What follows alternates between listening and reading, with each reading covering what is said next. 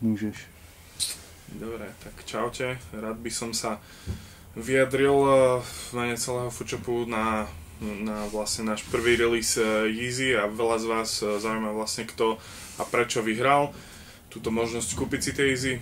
Už máme po release, všetko je predané a dopadlo to, myslím si, že celkom v kľudnej atmosfére sa to celé odohralo napriek tomu, že podmienky boli jasné, že už týždeň dopredu bolo zverejňované na všetkých sieťach aj na našej webovej stránke venovanej Yeezy, že budú prístupné páry len pre súťaž a pre Instagram raffle a napriek tomu nám v podstate kempovalo pred obchodom niekoľko desiatok ľudí, ktorí dúfali, že sa to jednoducho nepredá a budú ich mať. Bohužiaľ pre týchto kemperov sa ušiel nakoniec len jeden pár a ten si zaslúžil Lukáš, ktorý tu vlastne kempoval už od včera od obeda, takže ten si dal celú noc na zime, čo je, myslím si, že celkom dobrý výkon a možno si ten pár aj zaslúžil nakoniec.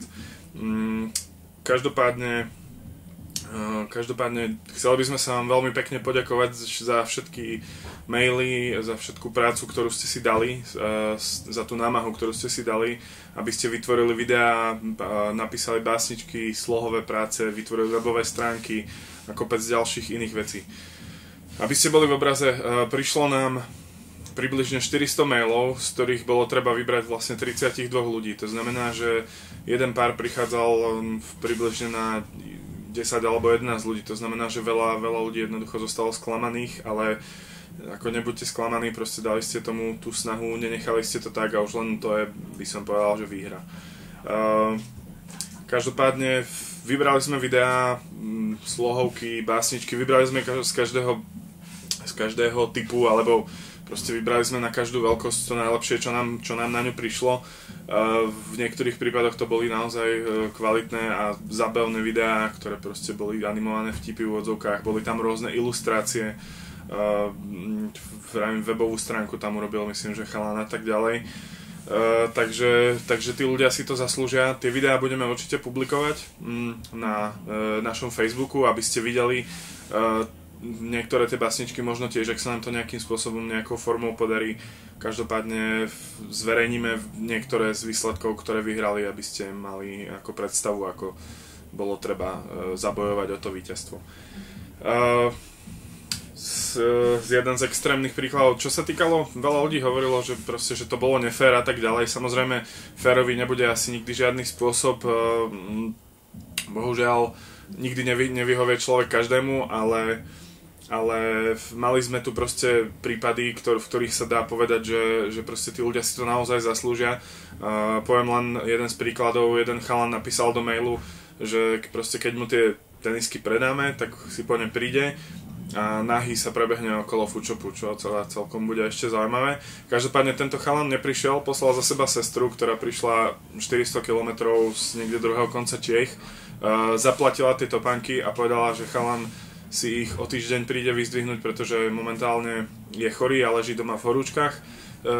Prajeme mu skoré uzdravenie a tešíme sa, keď na budúci týždeň bude okolo obchodu behať nahý iba v ízoch, takže proste ľudia sú schopní ho preto urobiť veľa a uvidíme, či si ich naozaj zaslúži. Ďalšia vec, na ktorú boli nejaké reakcie z vašej strany v komentároch, či už na Instagrame alebo na Facebooku, postili sme fotku, ako si prišiel po tenisky Johnny Machete. Nestretlo sa to moc ako s pozitívnym ohlasom v komentároch, čo proste není každého vkus alebo každému pochutí, ale chcem povedať len toľko, že Johnny a takisto ako aj ostatní ľudia, ktorí sú v úvodzovkách známi alebo proste veľa ľudí ich pozná, každý jeden z nich sa zapojil do tejto súťaže tak ako ostatní ľudia. Každý jeden z nich napísal argumenty, prečo by on mal získať tieto tenisky a pokiaľ sme vyhodnotili, že tie argumenty sú dostatočne silné a vyvinul dostatočné úsilie, tak jednoducho tie tenisky získal. Takisto ako Johnny Machete ich získal Pastalner, ktorý podporuje značku Adidas už dlhú dobu a Adidas mu priamo nebol schopný dodať tento pár. Jednoducho sú to ľudia, ktorí akoby celkovo z dlhodobého hľadiska urobili veľa, takže si tie veci jednoducho zaslúžia. Takisto, ak by niekto pochyboval, respektíve spochybňoval to, či sa nepredali nejaké páry u nás v obchode alebo medzi zamestnancov, veľa ľudí sa nás už na to pýtalo. Hovoríme vždycky, že u nás v obchode akoby medzi zamestnancami je zákaz predaja párov skôr ako pôjdu von oficiálne. Takisto mali všetci, či naši zamestnanci alebo naše frajerky, mali možnosť sa proste zúčastniť tej súťaže. Niektorí sa zúčastnili, niektorí sa nezúčastnili. Kto chcel zabojovať, zabojoval. Ako extrémny príklad poviem nášho kolegu Adama, ktorý chcel tie easy tak veľmi, že si dal na koleno vytetovať vlastne easy. Takže kreativite sa medze nekladli a niektoré prípady boli fakt extrémne. Takže na záver by som sa už vám chcel iba poďakovať ešte raz za všetky príspevky, za všetku snahu, ktorú ste urobili. Čekujte náš Facebook, Foodshopu a takisto Instagram. Budeme zverejňovať niektoré animácie, obrázky a podobné veci, ktoré nám prišli a vyhrali. Takže dík a zase sa vidíme pri ďalšom release. Budeme vám držať palce. Čaute.